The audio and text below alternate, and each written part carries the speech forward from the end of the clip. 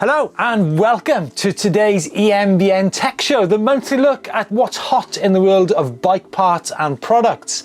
On today's show, we'll be looking at the new Mondraker Mind self-programming self-suspension system, some new hybrid style eMTB pedals, along with the all-new Intense Tazer MX, plus an in-depth discussion at what battery is best for you. Yes, and welcome to the Tech Show. And February has very much been the month of the Mind, the all-new Mondraker Mind self-setting suspension setup system. That's 3 S's, or should I say self-programming suspension setup system. Gone, Chris, are the days of rubber bands and standing on the bike to get your sag right. With this new Mind, the telemetry actually does it for you. This is big news. This is a step in the right direction for sure, right? Yeah, definitely. I think it's good that we're moving forwards with our suspension setup techniques. This system actually has the brain of all of it in the fork steerer. Then there's a series of magnets all over the bike on the linkage and suspension fork.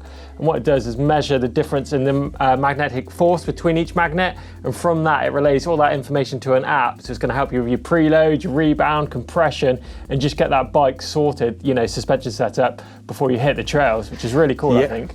Yeah, Chris, how many times have we seen people on the trails with new bikes with forks that are compressing too much, shocks on the back which are squishing too much, which leads to an unbalanced ride, sag and air pressure, and maybe the right coils on your bike are such a critical part in your riding experience, both in terms of the comfort and the speed.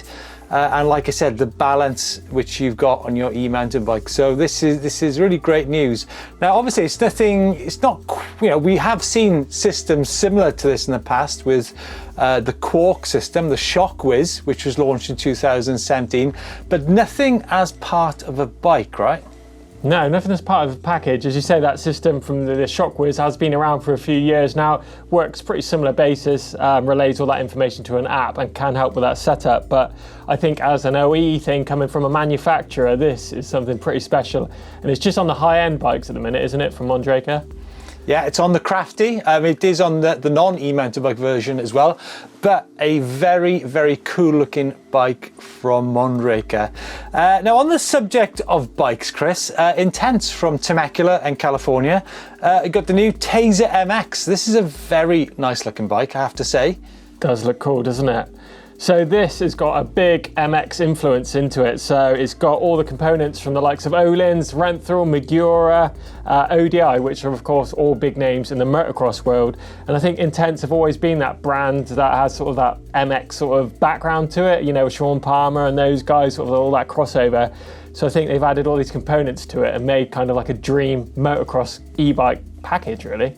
Chris, just to stop you there, Sean Palmer was a snowboarder and a guy who went on to be very successful at World Cup Downhill. He won Big Bear World Cup Downhill in 1999. But yes, Intense, like I said, from Temecula, California, a brand who actually pioneered so many cool things in mountain biking, especially downhill over the years with that iconic M1 bike. It's really good to see Jeff and the team getting involved in e-bikes. And I know myself that Jeff is quite partial to a bit of a ride out in the hills around his home on his e-bike, and beautiful looking bike. Well, do you ride flat pedals or do you ride clipped in? There is never a shortage of bright new ideas when it comes to pedals on the market. Now this one has launched recently, Magpeds. I'm not sure about this, so I'm going to leave Chris Smith chat about it. Yeah, I think actually this idea, if I remember, was actually done quite a few years ago back, I think like 10, 15 years ago. I remember seeing this out and about, but as it always does in mountain biking, things come around again, and this has been relaunched with a magnet on a flat pedal. So basically you've got a strong steel plate which acts as a cleat on the bottom of your shoe that sticks to the pedal, but it's a lot easier to maneuver your feet around with this cleat system, with this magnet rather than a cleat. And they're saying that you twist out of it like a normal cleat, but you can lift your foot out of the pedal to disengage it. So I think it's a really good sort of in-between thing, and I could definitely see it working on e-bikes. What's your thoughts, Steve? My thoughts are, I have struggled over the years to deal with clipped-in pedals. It's something I do not find instinctive whatsoever. I think there's three things when it comes to pedals. I think the first one is the width of the pedal. Second is the depth of the pedal. The pins are super important as well. Now that's three already. Now I can probably add to that the fact that the type of shoe that you use your pedal is absolutely critical. Now 510 have definitely been ahead of the game over the past, well, 5 to 10 years when it comes down to the compound of the rubber on their soles. But you have to bear in mind the suspension design of your bike as well, in terms of keeping your feet glued to your pedals. Obviously now bikes were a little bit more supple, managed to keep your feet on the pedals a little bit easier.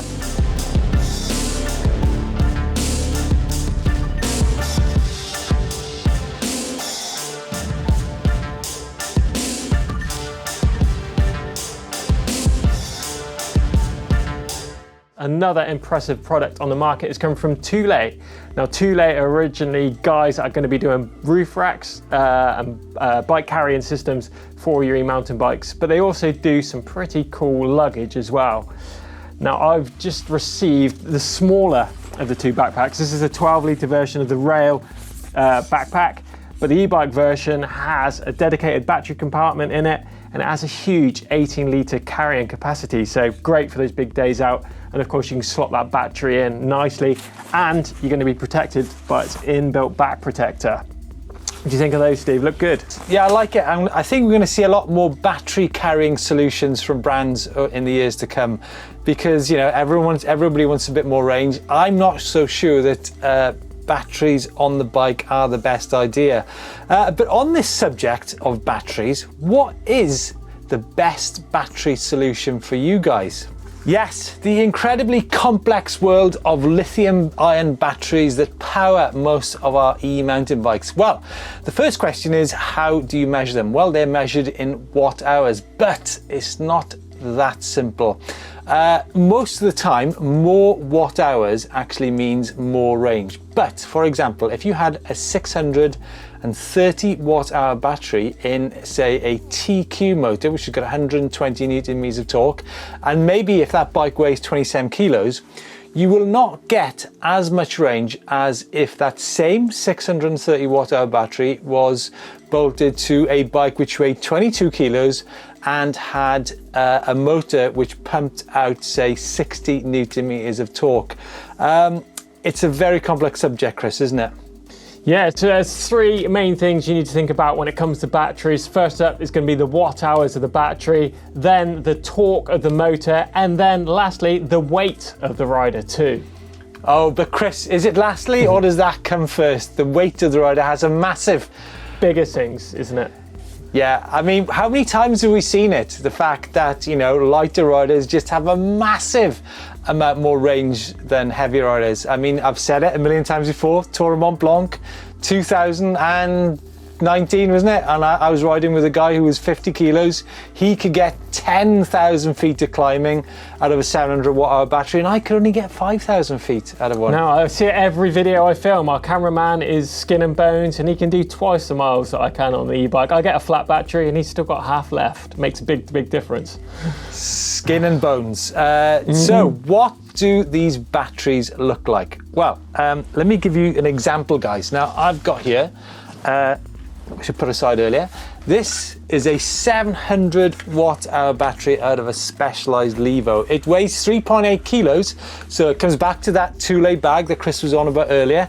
3.8 kilos, and if you wanted to get a spare one of these, it's going to cost you £1,100. So it's certainly a part of your bike that you really need to take care of, because this is the fuel. That's the fuel that's going to give you all those miles. So yeah, so that's an internal system. So maybe we should have started by saying there are actually internal and external batteries, but I think things are increasingly moving towards internal batteries, right, Chris? Definitely.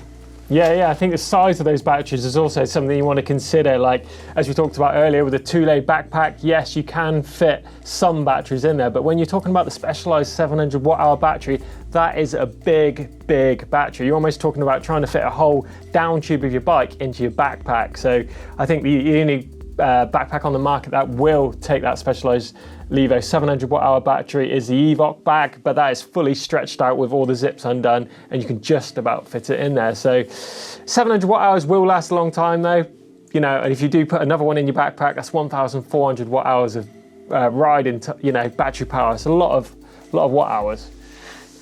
But the question is, do you actually need 1,400 watt-hours of battery? Do you need 1,100 watt-hours of battery? I think 700 watt-hours is ample for maybe a 2.5 to 3 hour ride. Now, moving on to another system. This is a 630 watt-hour battery out of a Shimano EP8 motor. This now weighs 3.7 kilos and will cost you £900 to get a spare. Again, like I said, if you actually need a spare. I'm going to give you a quick example of the difference in size there. So there is a difference. But obviously it depends on which way you look at it. Now the cool thing is you can actually charge the Levo battery out of the bike, whereas the new EP8 you've actually got to get an adapter in the end there to enable you to charge it if you want to do that in your hotel room. Yeah, and I think one of the interesting things, Steve, from the manufacturers, that some are still offering that 504 watt-hour battery, which is a small battery, but you have that potential to carry a spare or stick one in your car for those rides. So it depends on the type of riding that you're doing. The size of the battery, I think, is quite important that you're running an e-bike, to be fair. Yeah. Now, e-bike batteries, a lot of questions from people are, how far advanced will they become in the years to come? Should you hang back for an e-bike until the technology has got further? Well, it already has come a long way. Now, if you look at back 10 years ago, now, recently I rode a Moustache bike with the first generation Bosch motor. And I think, Chris, was it a 280 watt-hour battery? And I think it wasn't actually much different in size to this. And so batteries they've probably tripled in size in 10 years. And we've come to a very good place, that's for sure. Yeah, I think even in the last couple of years, we've seen big increases, almost 50%. Standard 2 years ago was probably a 504 watt-hour battery, and already we're seeing 750 watt-hour batteries. So 50% gains this, last 2 years. So I don't know what to expect in the future. Yeah. So how much do you need, Chris? How much battery do you actually need? Like we did mention some numbers there. I can, at 90 kilos, I can do 5,000 feet and maybe 26 miles on a 700 watt-hour battery in mixing the modes. But again, it depends on the mode that you ride in, right? Yeah, I think you're a different kind of rider to me, but if I spend like a day at the bike park, I think I could probably do around 1,000 watt-hours, if that was a 700 watt-hour battery and half of the next one, or take two 504 watt-hour batteries, I'll probably use those. But again, it's down to the type of riding you're doing and the elevation and things like that, Yeah. Now, increasingly, we have seen some lighter weight e-mountain bikes on the market, such as the Orbea Rise and the Specialized Turbo Levo SL. Now, they come with lighter batteries, 320 watt-hours and 360 watt-hours respectively, and they actually come with range extenders. So if you would ask the question, how can you go further? The first option is, like Chris mentioned, is to have a big battery and a big backpack, or you can actually go for one of the lighter bikes, and they come with these very dinky little range extenders. Now, the cool thing about these is the fact that you can actually travel with these on an aeroplane. I know traveling on an airplane is maybe a long way off at the moment, but one of these, I think that's, I keep forgetting, 160, I think it's 180 watt hours. Now, I can actually get 2,000 feet of climbing on one of these batteries in a Specialized Levo SL. So it's definitely a great option to think about. It's crazy, isn't it? And I think the great thing about those is that you can just simply slot them in your water bottle cage, so that's really easy to carry. And even if you do want to stick one in your backpack, I think they only weigh 1 kilo, so you're hardly going to notice those being in your backpack, as I say, one on your bike. But if you want to take things even further, you've got the piggyback systems from the likes of, we saw the Simplon Rapcon recently, what Steve has been riding. That's a 500 watt-hour extender plus the 625 watt-hour battery built into it. So that's giving you 1,125 watt-hours of power. Now that is a big day out, right, Steve? It's a big day out, and I think this is something that you guys need to weigh up because you need to think, do you need a lightweight, nimble bike, or do you want a bike that's going to give you an insane amount of range? Like I said, I'm not so sure that we actually need like 1200 watt hours of battery, because I think we should be looking at maybe conserving the amount of power on the bike, because after all, you only really use boost or turbo mode for super steep climbs. Of course, with the batteries comes the charging. Now, there are a number of methods. I want to show you two examples here of chargers from Shimano. Now, this is the, Chris might be able to help me here. This is the high power charger version for the EPA motor, EPA battery. And here is the smaller one. As you can see, it's considerably smaller in size. So this is an ideal thing to carry if you're going on a big day adventure and you want to charge up in a pub or a cafe or a restaurant or a shop, because lots of people do allow you to do that, and there are actually charging points around different parts of the world.